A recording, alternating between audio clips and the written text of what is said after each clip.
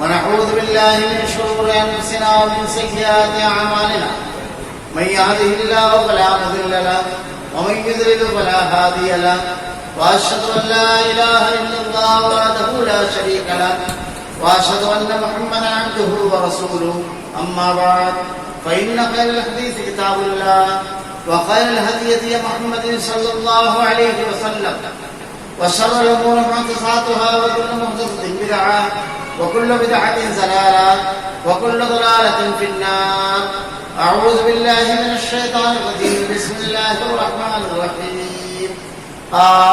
والقرآن المجيد بل عجبوا أن جاءهم منذر منهم فقال الكافرون هذا شيء عجيب أإذا متنا وكنا ترابا ذلك رجل بعيد قد علمنا ما تنقص الأرض منهم وعندنا كتاب حفيظ بل كذبوا بالحق لما جاءهم فهم في أمر مريض أفلم ينظروا إلى السماء فوقهم كيف بنيناها وزيناها وما لها من فروج والأرض مددناها وألقينا فيها رواسي وأنبتنا فيها من كل زوج بهيج تبصرة وذكرى لكل عبد منيب ونزلنا من السماء ماء مباركا فأنبتنا به جنات وحب الحصيد والنخل باسقات لها طلع نضيد رزقا للعباد وأحيينا به بلدة ميتا كذلك الخروج كذبت قبلهم قوم نوح وأصحاب الرس وثمود وعاد وفرعون وإخوان لوط وأصحاب الأيكة وقوم تبع كل كذب الرسل فحق وعيد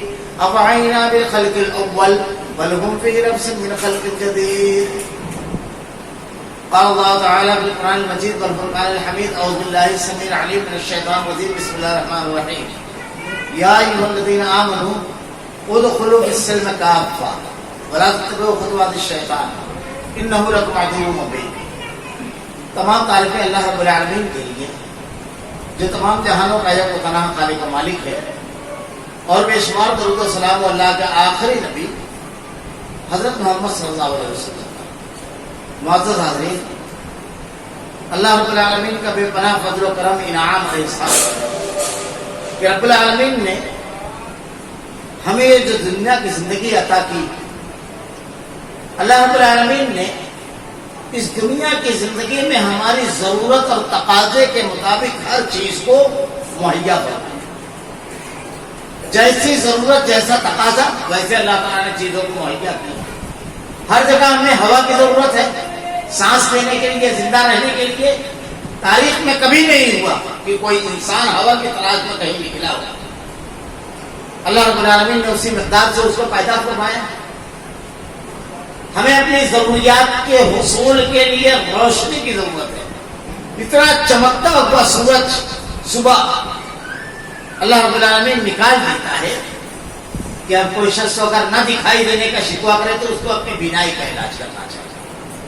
یہ اللہ کا رحم و کرم. آپ غور کرتے جائیے، اللہ تعالیٰ نے ہماری ضرورت اور تقاضوں کے مطابق چیزوں کو مہیا کیا. جبکہ اللہ رب العالمین اس دنیا کے بارے میں ارشاد فرماتا ہے یہ دنیا دار امتحان ہے، ہمیشہ کی زندگی نہیں ہے. الذی خلق الموت والحیات لیبلوکم ایکم احسن عملا وهو العزیز الغفور. یہ موت و حیات جو ہے آزمائش اور امتحان ہے. اصل زندگی ہمیشہ ہمیشہ کی آخرت کی زندگی ہے. اس دنیا کی زندگی میں اللہ رب العالمین نے ہم کو پیدا کیا. وما خلقت الجن والانس الا لیعبدون. ہم نے جنوں اور انسانوں کو اپنی عبادت کے لیے پیدا کیا. اپنی عبادت کا مطلب کیا ہے؟ سلف نے اس کی بڑی پیاری پیاری شرح کی ہے. اگر آدمی غور کرے تو اس دنیا کے اندر اللہ رب العالمین نے بے شمار ضرورتیں اور تقاضے اور فرائض اور واجبات کے ساتھ ہم کو اس دنیا میں بھیجا. ہماری ضرورت ہے بھوک. بھوک کے لیے ہم کو کھانا چاہیے. کھانے کے لیے ہم کو محنت کرنا ہے. ہمیں اللہ نے جسم کی ضرورت اور بھی دی ہے. شادی، بیوی، اس کے حقوق، بچے، ان کی پرورش، ان کے حقوق، پھر موسموں کی تیزی اور شدت سے بچنے کے لیے گھر. یہ تمام چیزیں کرنا ہے. لیکن اللہ تعالیٰ کہتا ہے وما خلقت الجن والانس الا لیعبدون. ہم نے صرف اپنی عبادت کے لیے پیدا کیا تھا. کیا ایک آدمی 24 گھنٹہ معبود کی عبادت کر سکتا ہے؟ کر سکتا ہے. عبادت کی دو قسمیں یہی شرع لکھی. تو ایک وہ جسے اللہ رب العالمین نے متعین کیا، جیسے 5 وقت کی نماز پڑھنا، رمضان المبارک میں 1 مہینہ روزہ رکھنا، ابھی ایام گزرے قربانی کا، قربانی کرنا یہ بتایا کیا عبادت ہے؟ کچھ چیزیں ہیں جسے اللہ رب العالمین نے بتا دیا اور آدمی اس کو عبادت بنا لیتا ہے، یعنی وہ عبادت ہے، لیکن آدمی اپنے آپ کو اس کے مطابق ڈھال لیتا ہے، وہ معمولات عبادت ہو جاتے ہیں۔ جیسے ہر شخص کو کھانا کھانا ہے، اب صرف وہ آدمی یہ کرے حلال کھائے، جیسا طریقہ ہے بسم اللہ کر کے اپنے سامنے سے کھائے، حرام نہ کھائے، کسی کا مال غصب کیا ہوا نہ ہو، یہ کھانا عبادت ہو گیا شریعت کے مطابق۔ آدمی گفتگو اور بات چیت کرتا ہے، گالی نہ دے، غیبت نہ کرے، چغلی نہ کرے، کسی کو برا نہ بولے، ولا تنابزوا بالالقاب، کسی کو برے لقب سے نہ پکارے، یہ اس کی گفتگو عبادت ہو گئی۔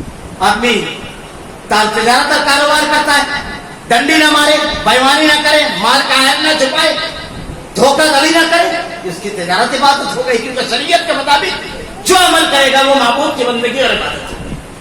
سوتا ہے وہ عشاء کی نماز کے بعد بلا وجہ نہ جاگے، سو جائے، فجر کی اذان کے وقت اٹھ جائے، اس کا سونا عبادت ہو گیا۔ اس کا شادی، اس کی بیاہ، اس کا چلنا، اس کا پھرنا، اس کی گفتگو، اس کے رشتے، سب عبادت۔ اس طریقے سے اللہ کے اس حکم کو آدمی پورا کرتا ہے، وما خلقت الجن والانس الا لیعبدون، 24 گھنٹہ معبود کی عبادت کرنے والا بندہ ہو جاتا ہے۔ اس کو بناتا ہے رب العالمین کے احکامات کے لیے۔ اللہ نے ہم کو اس کے لیے پیدا کیا، تو اللہ رب العالمین نے وہ اللہ کی مطلوب زندگی گزارنے کے لیے، کامیاب زندگی گزارنے کے لیے، آزمائش اور امتحان میں کامیاب ہونے کے لیے اللہ نے ضابطہ دیا، شریعت دی، دین دی، اور یہ بھی بیان فرمایا کہ اس دین کے اوپر جب تم عمل کرو گے تو اس دین پر عمل کرنے کے بعد شیطان تمہارا پیچھا نہیں چھوڑنے والا ہے، کیونکہ جب اللہ تعالیٰ نے حضرت آدم علیہ السلام کو اور اماں حوا کو پیدا کر کے جنت میں داخل کیا، تاکہ پیدائش پر شیطان نے جب سجدہ کرنے سے انکار کیا حضرت آدم علیہ السلام کو، اور اللہ نے کہا نکل جا میرے دربار سے، راندہ درگاہ ہو جا، تو اس نے اللہ رب العالمین سے کہا کہ میں تیرے بندوں کو بھٹکاؤں گا، بہکاؤں گا، گمراہی کے راستے پر ڈالوں گا، ان کے دائیں سے، بائیں سے، آگے سے، پیچھے سے، ہر طرف۔ اس کا مطلب کیا ہے؟ وہ ہماری زندگی کے ہر راستے پر بیٹھا رہے گا، عقیدے پر حملہ کرے گا، شرک میں مبتلا کرے گا۔ اگر بندہ عقیدے میں بچ گیا، شرک اور بدعات میں نہیں مبتلا ہوا، شرک سے بچ گیا، پکا موحد رہا، تو پیچھا نہیں چھوڑتا ہے، پیچھا نہیں چھوڑتا ہے، پھر وہ عبادت کی جگہ بیٹھ جاتا ہے، بدعت کراتا ہے، سنہرے خواب دکھا کر کے قرآن کے الفاظ پڑھ دیا، اللہ نے بیان فرمایا جھوٹے وعدے کرتا ہے وہ تم سے۔ کیسے وعدے کرتا ہے؟ کیسا وعدہ کرتا ہے؟ اللہ تعالیٰ نے شیطان کے اسی وار کو پیش کیا ہے۔ اللہ رب العالمین نے جب اس کو نکل جا کہا لے میرے دربار سے، تو اللہ سے کہا کہ تیرے بندوں کو میں گمراہ کروں گا، بھٹکاؤں گا۔ پھر حضرت آدم علیہ السلام کے ساتھ کیا کیا؟ جنت میں گیا، اور کیا کہتا ہے ان سے جنت میں؟ کہتا ہے یہ درخت کا پھل ہے، اگر یہ کھا لو گے کچھ نہیں ہونا ہے، بس فرشتے ہوتے ہیں۔ اور فرشتوں کو تو حضرت آدم علیہ السلام نے دیکھا تھا، ہر وقت تو عبادت کرنے والے، ان کی سانس بھی جو ہے ذکر ہوتی، کبھی اللہ کی نافرمانی نہیں کرنے والے۔ کتنا بڑا دشمن ہے، فرما برداروں کی مثال دے کر نافرمانی کرنا۔ مثال کس کی تھی؟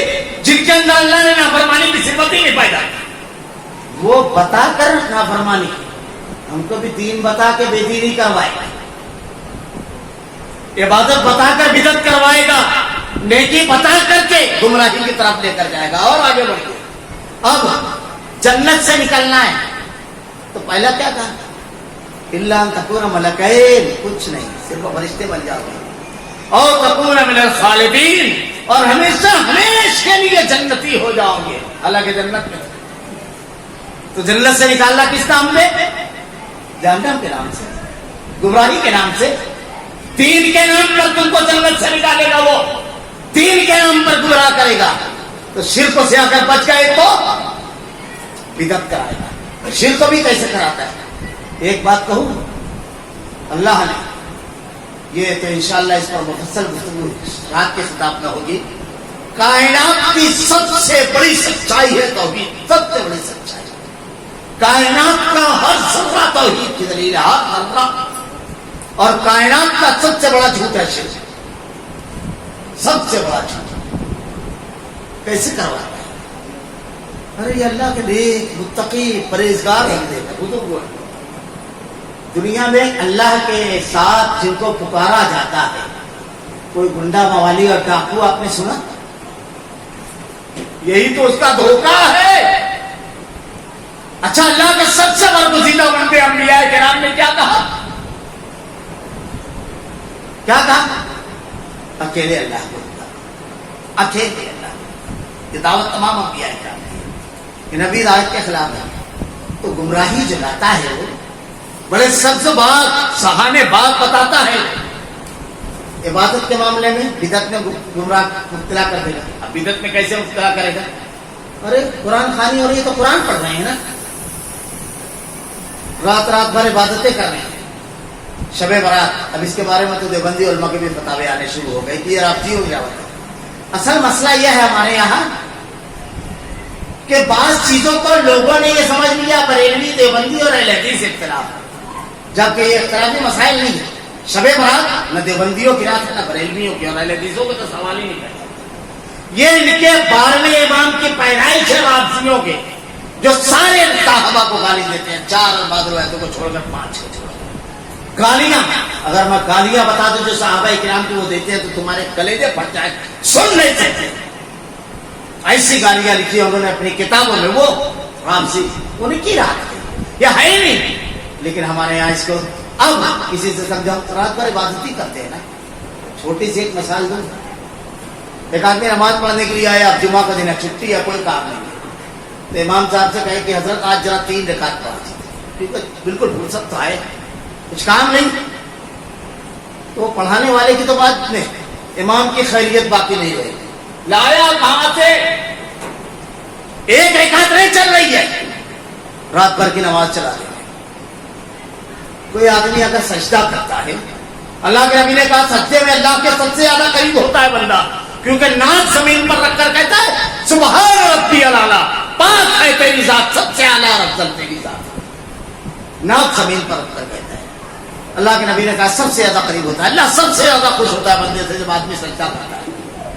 ایک آدمی 2 کی بجائے نفل نماز میں 3 سجدہ کر دے کہ اللہ کا سب سے محبوب عمل ہے، سب سے زیادہ قریب ہے، تو اگر 1 رکعت میں 3 کرے تو جواب میں سر ہل رہے ہیں۔ کیوں؟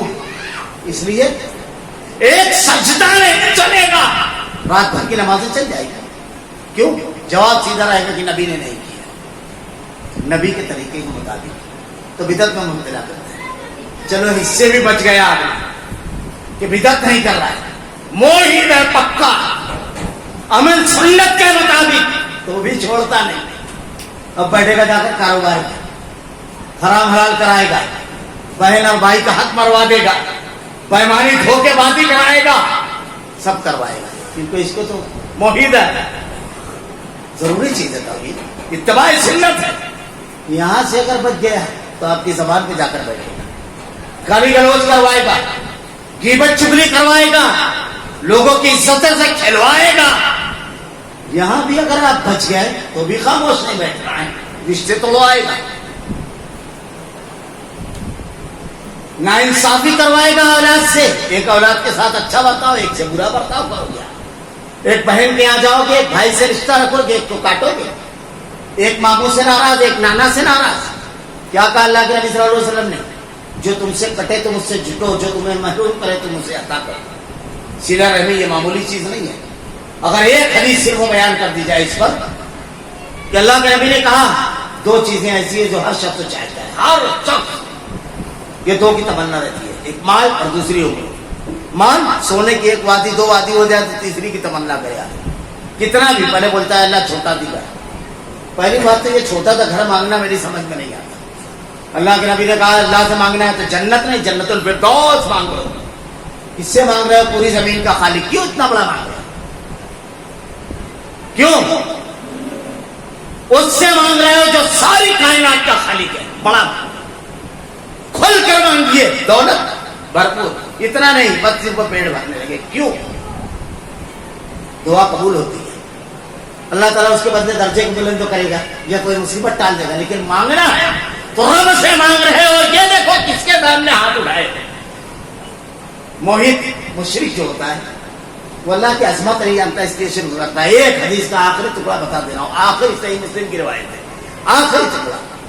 اللہ کے نبی نے ارشاد فرمایا کہ حضرت آدم سے لے کر قیامت تک پیدا ہونے والے تمام انسان ایک میدان میں جمع ہو جائیں اور ہر شخص دنیا کے سب سے نیک انسان کی طرح ہو جائے تو اللہ کی سلطنت میں کوئی زیادتی نہیں کر سکتے، اور سب سے برے آدمی کی طرح ہو جائے تو کوئی کمی نہیں.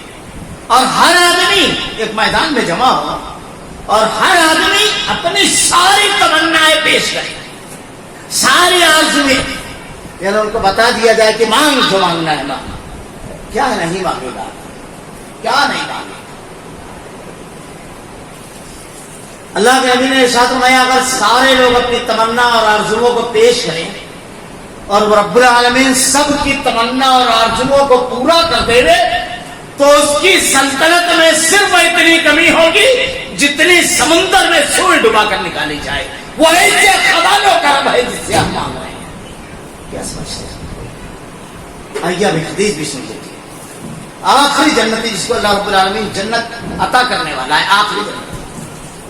حدیث میں اللہ کے نبی صلی اللہ علیہ وسلم نے بیان فرمایا، وہ پوری لمبی روایت ہے، میں اس کا آخری ٹکڑا صرف بیان کروں گا کہ اللہ کے نبی صلی اللہ علیہ وسلم نے اس طرح بیان کیا جیسے آپ دیکھ رہے ہیں کہ اس کو جہنم سے نکالا جائے گا، کیونکہ جس کے دل میں رائی کے ذرے کے برابر بھی ایمان رہے گا وہ جہنم سے نکال کر جنت میں داخل کیا جائے گا. لیکن توحید شرط ہے، یہ شرط ہے توحید، ذرے کے برابر بھی ایمان ہے تو وہ نکالا جائے گا. اگر توحید ہوگی، شرک ہوگا تو ہرگز نہیں نکلے گا، تو نکالا جائے گا. اب جب کھڑا کیا جائے گا تو سامنے جہنم کو دیکھے گا تو کہے گا رب العالمین نے اتنا رحم کیا. یہ دعا مانگے گا، اس کے بعد جہنم سے نکلے گا اور ہے تو پیمان کرے گا کہ اب کچھ نہیں مانگوں گا. جب نکال لیں گے کھڑا کر دیا جائے گا اس کو جہنم کے پاس، جہنم سامنے ہوگی، طویل مدت تک کھڑا رہے گا. پھر کہے گا اللہ ایک آخری دعا مانگو، آخری. یہ اسی کے عذاب میں تو ایک طویل مدت تک مبتلا رہا اور اسی کو دیکھ رہا ہوں. طبیعت مقدر رہتی ہے. اللہ صرف اتنا کرنا، ادھر سے روح پھیر کر جنت کے ساتھ بس پکا، اس کے بعد کچھ نہیں مانگے. اللہ پوچھے گا کچھ نہیں مانگے، کچھ دن تک کھڑا رہے گا، پھر کہے گا کہ اللہ آخری دے، مگر اس کے بعد پکا کچھ نہیں مانگو. ایک دم پکا وعدہ ہے، کچھ نہیں. خوب وعدہ وعید کرے گا. اللہ جنت کے تھوڑا قریب، اس کی نعمتوں کو ذرا سا دل کر کے دیکھیں. وعدہ وعید کے بعد اللہ رب العالمین رحیم و کریم ہے. وہ تو ابلیس نے جب ہاتھ اٹھایا اس کے سامنے کہ اللہ قیامت تک چھوڑ دے تو اس نے اس کے ہاتھ کو بھی خالی نہیں لوٹایا. وہ لوٹاتا نہیں. اللہ کے نبی نے کہا اللہ کو بڑی خیرت آتی ہے کہ اس کا کوئی بندہ اس کے سامنے اپنے ہاتھوں کو اٹھائے اور اسے خالی لوٹائے. خالی نہیں لوٹاتا ہے. یاد رکھنا. اللہ کے نبی صلی اللہ علیہ وسلم نے ارشاد فرمایا پکا وعدہ وعید کرے گا. آپ مسکرا رہے تھے، اس طرح آپ مسکرائے کہ آپ کے داڑھ مبارک نظر آئی، کبھی نہیں ہو سکتے. اللہ تعالیٰ یہ بھی دعا کو کرے گا. پھر اس کے بعد کافی لمبی مدت کے بعد پھر کہے گا کہ اللہ تھوڑا سا اور قریب اچھی طرح جنت دے لوں، بس اس کے بعد کب بھی کچھ نہیں مانگے گا. خوب وعدہ ہوگا. اللہ کہے گا کچھ نہیں، آخری ہر مرتبہ یہ بولے گا. مختصر کرتا ہوں، آخری میں آخری تمنا جو کہے گا کہ اللہ صرف جنت کے اندر بس آخری بات، اس کے بعد ختم کچھ نہیں. اللہ رب العالمین کہے گا کچھ نہیں مانگے. اللہ کہے گا جا جنت میں داخل ہو جائے. وہ کہے گا اللہ کیسے خزانوں کا مالک ہے. وہ کیا کہے گا؟ وہ کہے گا رب العالمین سب نے تو اپنی اپنی جگہ چھینک لی ہے جنت میں، مجھ کو کہاں جنت میں جگہ. اللہ کہے گا کہ تو جس دنیا میں رہتا تھا اس دنیا کی سب سے بڑی سلطنت جو تھی، اس سلطنت کی جو سب سے بڑی حکومت تھی، اس کا دگنا تجھ کو. تو کہے گا اللہ بادشاہ ہو کر مذاق کرتا ہے رب العالمین. اللہ ارشاد فرمائے گا جس دنیا سے تو آیا ہے اس دنیا کے 10 گنا دنیا تجھ کو دیتا ہوں. اس اکیلے آخری جنتی کو لے جنت ملنے والی ہے. وہ کیسے خزانوں کا رب ہے؟ کس کے سامنے آپ ہاتھ پھیلا رہے ہیں؟ ادراک ہے، شعور ہے. ساری چیزوں کا، ساری قوتوں کا مالک ہے وہ رب العالمین. خیر بات ذرا سا پھیل گئی تو شیطان ہر راستے پر بیٹھے گا. تب یہ دو چیز دیکھیے کہ اللہ کے نبی نے کہا کہ دو چیز، ایک مال اور دوسرا عمر. آدمی کو بہت کتنا بھی کم عمر، 80 سال کے بڈھے سے بات کرو 110 سال کے، تو وہ اگلے 20 سال کا پروگرام پیش کرے گا. کل اللہ کے یہاں جانا اس کی لسٹوں میں جلدی رہتے ہی. عمر کی بڑی حوصلہ رہتی ہے. اللہ کے نبی نے کہا کہ اگر تم یہ چاہتے ہو کہ اللہ تمہارے مال اور عمر میں برکت دے تو رشتہ جوڑو، رشتہ جوڑو. اللہ تعالیٰ تمہارا مال بھی بڑھائے، مال میں بھی برکت دے گا. 20 سال کی عمر میں جتنا کام کر لو گے 60 سال میں لوگ کر نہیں سکتے. کبھی مال کم نہیں پڑے گا. لکھپتی بھی رہو گے تو، نہیں تو کروڑ پتی بھی رہتا ہے تو آدمی اس کے اس کا قرضدار رہتا ہے. یہاں بھرنا ہے، وہاں دینا ہے، یہاں لینا ہے. برکت دے گا اللہ مال میں، لیکن رشتہ جوڑنا ہے، صلہ رحمی. اب ہمارے یہاں دیکھیے، میں ایک جملہ کر کے آگے بڑھ جاؤں گا. اللہ کے نبی نے کہا ہے جو تم سے کٹے تم اس سے جٹو، جو تمہیں محروم کرے تم اسے عطا کرو. اللہ کے نبی سے ایک صحابی نے آ کر کے کہا اللہ کے رسول میں اپنے رشتے داروں کو جوڑتا ہوں، مجھ کو کاٹتے ہیں، میں ان کو عطا کرتا ہوں، مجھ کو محروم کرتے ہیں، میں ان کے ساتھ خیر خواہی کرتا ہوں، میرے خلاف سازشیں کرتے ہیں. ایسا لگتا ہے کہ ہماری سماج کا کوئی آشمی کر کھڑا ہو کر پوچھ رہا ہے. ہمارے یہاں رشتے داروں میں یہ سب چلتا ہے. کیا کہا اللہ کے نبی نے کہ اگر تم اپنے قول میں سچا ہے تو اللہ کی طرف سے تیرا ایک مددگار، اللہ کی طرف سے تیرا ایک مددگار، اور اللہ رب العالمین کا سچا وعدہ کہ اس کا انعام تجھ کو. یہ نہیں کہا اللہ کے نبی نے جو تم سے جٹے تم اس سے جٹو. ہمارے یہاں تو شادی بیاہ کے موقع پر ہم دیکھتے ہیں کس نے پوری فیملی کے ساتھ پوچھا کتنے کا ہے. جیسا سامنے والا کا ویسا ہمارا اپنا اخلاق. معمولی چیزیں یہ نہیں ہے. اور ایک بات غور کیجیے، میں بات آگے بڑھا دوں. یہ رشتے جو ہیں، یہ ہمارے چچا، یہ ہمارے بڑے ابو، یہ خالہ، یہ خالو، یہ ماموں، یہ نانا، یہ دادا، یہ کس کے دیے ہوئے ہمارے؟ ہم اپنی مرضی سے چاہتے تھے تو جس خاندان میں پیدا ہو سکتے تھے. اللہ نے دیا ہے یہ رشتے، اس لیے اللہ کے ان دیے ہوئے رشتوں کو خامیوں کے ساتھ قبول کرو. 100 خامیاں ہوئی تو قبول کرو. یہ اللہ کے دیے. ہمارا تو ایک ہی رشتہ ہے جو ہم مناتے ہیں، وہ ہے سسرال والا. یہ اللہ کے دیے ہوئے رشتے، صلہ رحمی. خیر، تو جس راستے پر، ہر راستے پر وہ بیٹھے گا تو آدمی یہ نہ سمجھے. تو میں نے خطبہ مسنونہ کے بعد جو قرآن کی تلاوت کی ہے، یا ایھا الذین آمنوا ایمان والو ادخلوا فی السلم کافہ، پورے اسلام میں داخل ہو جاؤ. پورے آدھے عقیدے میں تو موحد ضروری ہے، عبادت میں تو متبع سنت ہے، لیکن معاملات میں حرام خوری کرنے، گفتگو میں گالی گلوچ، غیبت، چغلی، لوگوں کی عزتوں سے کھلواڑ، رشتے کٹے ہوئے ہیں، پورے اسلام میں داخل ہو جانا. یہ یہودیوں کی صفت ہے. لوگوں نے بات منافر بات پر ایمان لایا، بات کو چھوڑ دیا. جو اپنے فائدے کی چیزیں وہ مان لی. اللہ کی جنت بڑا قیمتی سامان ہے، جگر کاٹ دینا پڑتا ہے اسے. پسند ہو نہ پسند ہو، اللہ کے احکامات پر عمل کرنا ہے. اس آیت کا پہلا جملہ ہے یا ایھا الذین آمنوا. یہ شروع ہوتی ہے یہیں سے، یا ایھا الذین آمنوا، اے ایمان والو. علامہ ابن کثیر رحمۃ اللہ علیہ حضرت عبداللہ ابن عباس رضی اللہ تعالیٰ عنہ کے قول نقل کرتے ہیں. اسی آیت کا پہلا جملہ جب تم یہ سنو یا ایھا الذین آمنوا، اے ایمان والو، تو اپنا کان اور دماغ دونوں لگانا. اس لیے کہ کسی آیت کا پہلا لفظ اگر یہ ہوگا تو اس آیت میں صرف دو بات رہے گی. ایک تو یہ کہ کسی چیز کے کرنے کا حکم، اور دوسرا کسی چیز کی ممانعت. اور یہی دو چیزوں کا نام دین ہے. اللہ تعالیٰ نے جس کو کرنے کا حکم دیا اسے بجا لانا، اور جس سے رکنے کا حکم دیا اس سے اپنے آپ کو روک لینا. ذرا سا اور غور کیجیے. اللہ نے قرآن میں کہا کہیں یا ایھا الناس، اے لوگ. کہیں اللہ تعالیٰ نے کہا یا اہل الکتاب، اے اہل کتاب. کہیں اللہ رب العالمین نے کہا قل یا ایھا الکافرون، اے کافرو. الگ الگ انداز میں خطاب ہے، نام لے لے گا. اب ذرا غور کیجیے، اتنا بڑا مجمع بیٹھا ہے. اب اس میں کہا جائے گا اے لوگوں، تو یہ سب سے مخاطب. لیکن جب اس پورے مجمع میں ایک شخص عبداللہ نام کا بیٹھا ہے، اور جب کہا جائے گا عبداللہ، تو کس کو متوجہ ہونا ہے؟ جس کا نام عبداللہ اس کو نا، اس کو متوجہ ہونا ہے، کیونکہ سب سے الگ کر کے اس کو کہا گیا عبداللہ، یعنی وہ سمجھ گیا کہ پورے مجمع میں اب مجھ کو پکارا جاتا ہے۔ تو اللہ تعالیٰ نے اس دنیا میں اتنے انسان ہیں، یہودی ہے، نصرانی ہے، مجوسی ہے، کفار ہے، اہل کتاب ہے، سب کے بیچ میں کہا یا ایھا الذین آمنوا، اے ایمان والو۔ کون متوجہ ہوگا؟ جو متوجہ نہ ہو وہ اپنی خیر بناوے، کیونکہ اللہ نے نام لے کر کہا ہے، اس لیے اب ہر ایمان والا متوجہ ہو جائے گا۔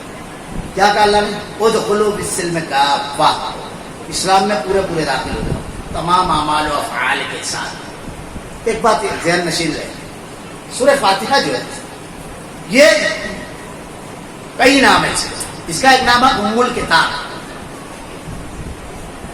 سورہ فاتحہ کے بارے میں علامہ ابن تیمیہ رحمۃ اللہ علیہ، یہ جو سورہ فاتحہ ہے اس کے بارے میں مولانا ابوالکلام آزاد رحمۃ اللہ علیہ نے ترجمان القرآن کی پہلی جلد جو ام الکتاب کے بھی نام سے شائع ہوئی، پوری ایک جلد سورہ فاتحہ کی تفسیر میں لکھی۔ مولانا ابراہیم میر سیال کوٹی رحمۃ اللہ علیہ پوری ایک جلد انہوں نے سورہ فاتحہ کی تفسیر میں لکھی ہے، پوری ایک جلد۔ علامہ ابن تیمیہ رحمۃ اللہ علیہ کہتے ہیں کہ قرآن پوری پچھلی تمام شریعتوں کا نچوڑ ہے، اور پوری قرآن کا نچوڑ ہے سورہ فاتحہ۔ سارا قرآن کا مضمون اس کے اندر ہے پوری، اور پوری سورہ فاتحہ کا نچوڑ کیا ہے؟ ایاک نعبد و ایاک نستعین۔ معمولی چیز نہیں ہے، پوری بندگی ہے اور رب کی پوری عظمت بھی ہے۔ اے اللہ ہم تیری ہی عبادت کرتے ہیں، مطلب بندگی یہ ہے کہ تیرے علاوہ کسی اور کی نہیں کرتے، تجھ ہی سے مدد مانگتے ہیں، دینے والا داتا صرف تو ہے، کسی اور کے سامنے ہاتھ کو نہیں پھیلاتے۔ پورا سب مضمون آ گیا۔ ہم کم سے کم دن بھر میں ہر مسلمان 17 فرض رکعتیں پڑھتا ہے، 12 سنن رواتب، پھر نفل و وتر سب الگ ہے۔ ہر نماز میں ہم یہ سورہ فاتحہ ضرور پڑھتے ہیں۔ اللہ کے نبی نے ارشاد فرمایا جب آدمی سورہ فاتحہ پڑھتا ہے تو اللہ سے ہم کلام ہوتا ہے، صحیح مسلم کی روایت ہے۔ جب بندہ کہتا ہے الحمدللہ رب العالمین تو اللہ تعالیٰ کہتا ہے فرشتوں سے میرے بندے نے میری تعریف کی۔ ہر آیت کے بعد اللہ تعالیٰ جواب دیتا ہے الرحمن الرحیم مالک یوم الدین، ہر آیت کے بعد۔ جب بندہ یہ کہتا ہے ایاک نعبد و ایاک نستعین تو اللہ کہتا ہے یہ میرے اور بندے کے درمیان ہے، یعنی بندہ بندگی پوری کرے، میری رحمتیں پوری پوری اس پر۔ پھر اس کے بعد یہاں سے پڑھتا ہے یا اہدنا الصراط المستقیم صراط الذین انعمت علیہم غیر المغضوب علیہم ولا الضالین آمین۔ سیدھے راستے کی ہدایت مانگتا ہے، اور اس راستے پر چلے گا تو اکیلا نہ ہو، تو سارے انعام یافتہ برگزیدہ بندے اسی راستے پر ملیں گے۔ یہ ہے منہج سلف، اپنے نہیں چلانا ہے، منہج سلف یہ ہے، یہی قرآن میں تعلیم دے دی گئی۔ جب یہ دعا پوری کرتا ہے تو اللہ کہتا ہے میرے بندے نے جو مانگا میں نے اس کو عطا کیا۔ ہم کیا مانگتے ہیں؟ اہدنا الصراط المستقیم، اے اللہ مجھ کو سیدھا راستہ، صراط مستقیم۔ اب یہ دیکھیے دنیا کے اندر اگر کوئی شخص مشرک ہے، عقیدے میں اگر خرابی ہے تو کیا کہتے ہیں اس کو؟ ہم قرآن و حدیث کے خلاف عقیدہ ہے تو گمراہ۔ اگر عبادت میں قرآن و حدیث کے خلاف بدعتی ہے تو کیا کہتے ہیں؟ گمراہ۔ اگر گفتگو میں گالی گلوچ کر رہا ہے تو کیا کریں گے؟ کلام میں گمراہ کہیں گے۔ اگر ہم تجارت میں بےایمان ہیں تو مالی امور میں گمراہ کہیں گے۔ ہم نے تو انتہائی محدود مانا لیا، پورا مانا اس کا یہ ہے کہ زندگی کے جس شعبے میں کتاب و سنت کے تعلیمات سے روگردانی اور بغاوت کرتا ہے آدمی وہاں گمراہ ہوتا ہے۔ یہ تصور جب پختہ ہو جائے گا تو آدمی اپنے آپ کو گمراہی سے بچاتا ہے۔ کلام میں تو گمراہ نہیں، تعلقات میں تو گمراہ نہیں۔ اللہ کے نبی نے کیا بتایا، قرآن اور حدیث نے کیا بتایا، معمولی چیزیں نہیں۔ تو اللہ نے کہا ادخلوا فی السلم کافہ، پورے پورے اسلام میں داخل ہو جاؤ، ولا تتبعوا خطوات الشیطان، اور شیطان کی اتباع نہ کرو۔ شیطان کی اتباع کیا ہے؟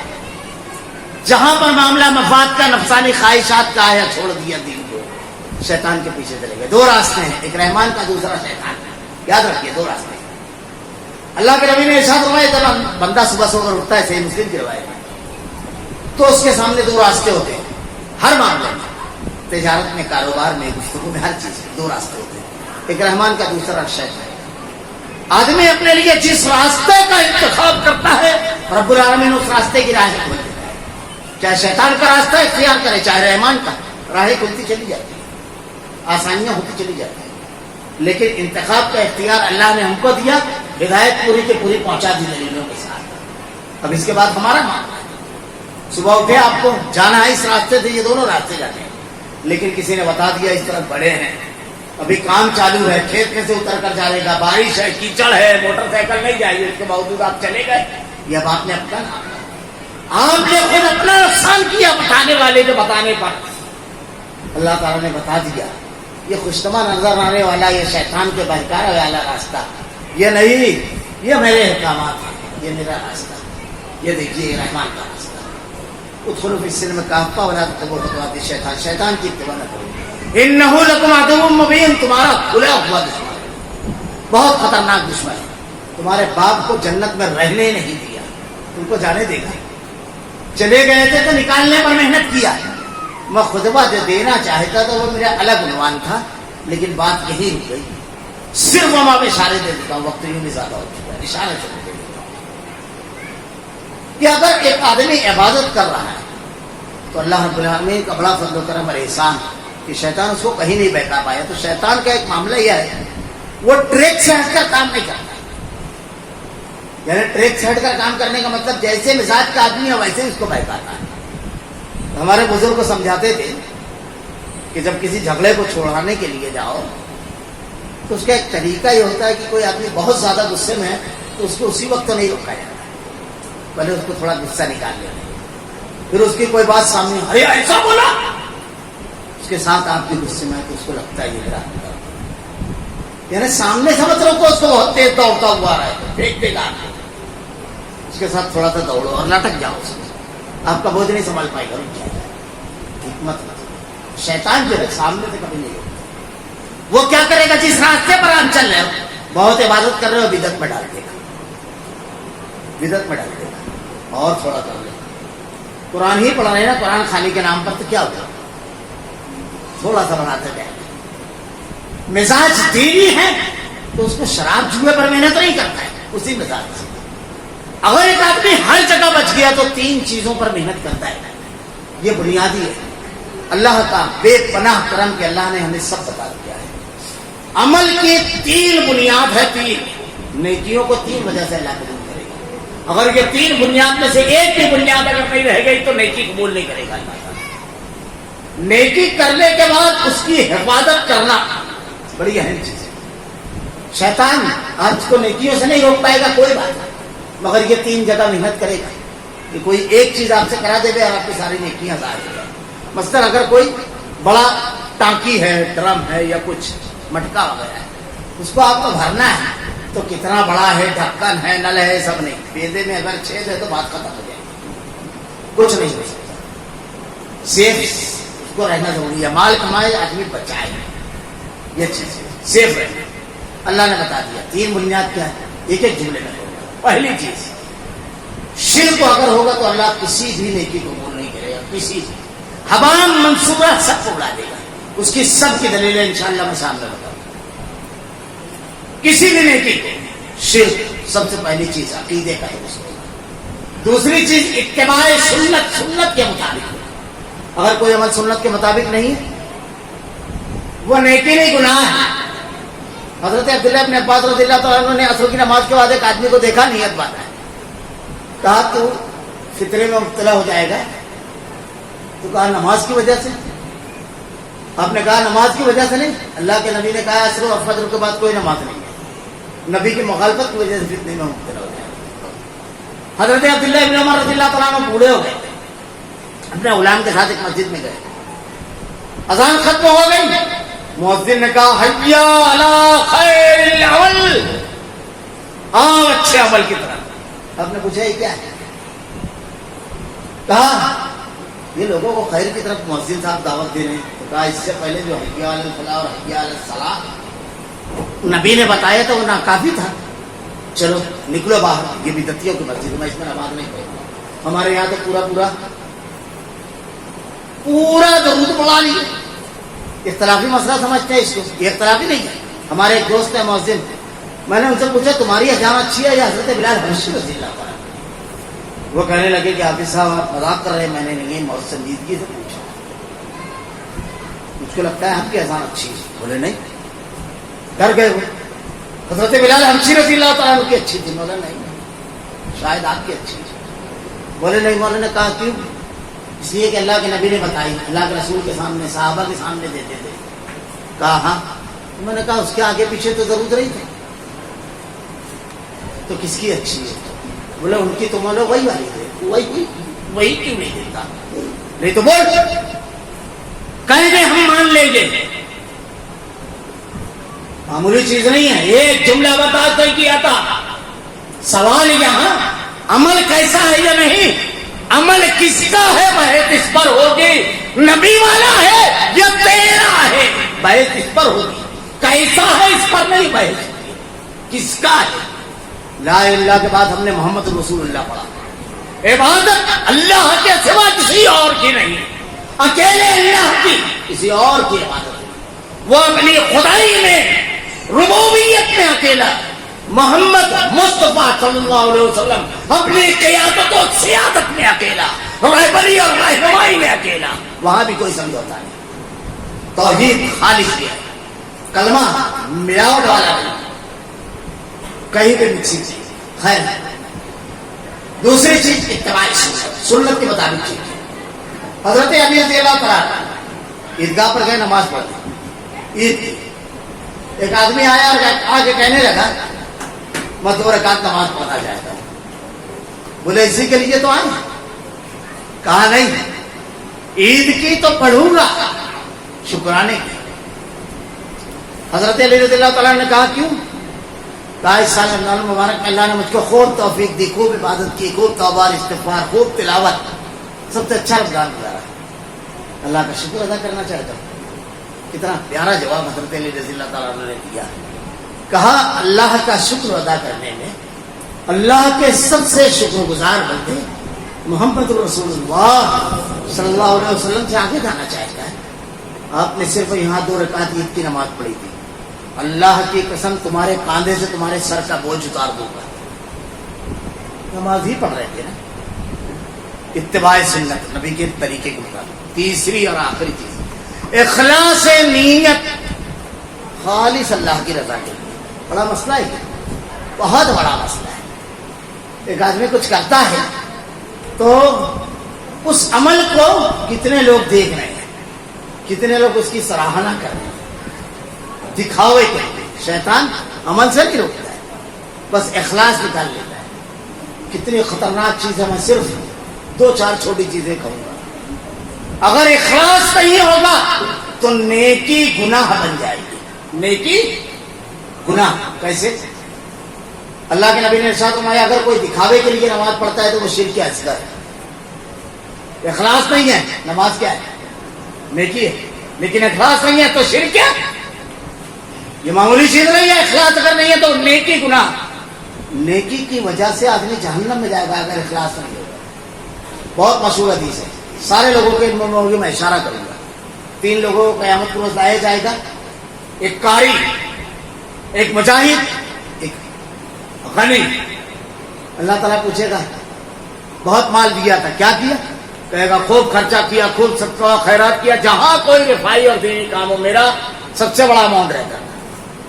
اللہ تعالیٰ ارشاد فرمائے گا تو اس لیے خرچ کرتا تھا کہ لوگ تیری سخاوت کا تعریف کریں، ہو تیرا چرچا ہو. سب سخی کہہ چکے جو تو چاہتا تھا مل گیا، خوب شہرت ہو گئی. فرشتوں کا کہے گا گھسیٹتے ہوئے جہنم میں ڈالتا. مجاہد کا بھی معاملہ ایسے ہی. اگر ریا ہوئی تو کیا ہوگا؟ نیکی جہنم میں لے جانے کا. معمولی چیز نہیں ہے. تو شیطان اس پر حملہ کرتا ہے. یہ بہت خطرناک بات ہے، یاد رکھیے. دیکھیے اخلاص بہت اہم چیز ہے، بڑی قیمتی شے ہے. اگر یہ دل میں آ گئی خالص اللہ کی رضا اور خوشنودی، آدمی کی دنیا بدل جاتی ہے. حضرت خالد بن ولید رضی اللہ تعالیٰ عنہ اگر اخلاص دل میں آ جائے گا، خالص اللہ کی رضا اور خوشنودی. خالد بن ولید رضی اللہ تعالیٰ عنہ ایسے سپہ سالار ہے، انسانی اسلامی نہیں، انسانی تاریخ ایسا سپہ سالار نہیں پیش کر سکتے. جس لشکر میں رہتے تھے فتح کی علامت مانے جاتے تھے. آپ کو معزول کر کے حضرت ابو عبیدہ بن جراح رضی اللہ تعالیٰ عنہ کو امیر لشکر بنایا حضرت عمر رضی اللہ تعالیٰ عنہ نے. کیا ہوا؟ لوگوں نے کہا کہ آپ کے ذریعے فتوحات حاصل ہو رہی ہے، اسلام کو اتنی ترقی ہو رہی ہے، یہ سب جھانسا دیتے ہیں. بغاوت کر دو، جماعت کے مخالف کھڑے ہو جاؤ ڈٹ کر امیر کے، ووٹ ڈال سب کرواتا ہے. دیکھیے کیا ہوا. کہا آپ کیا کارنامے ہیں آپ کے، یہ دیکھیے اگر اخلاص رہتا ہے تو کیا ہوتا ہے. کہا نہیں اختلاف تو نہیں ہوتا.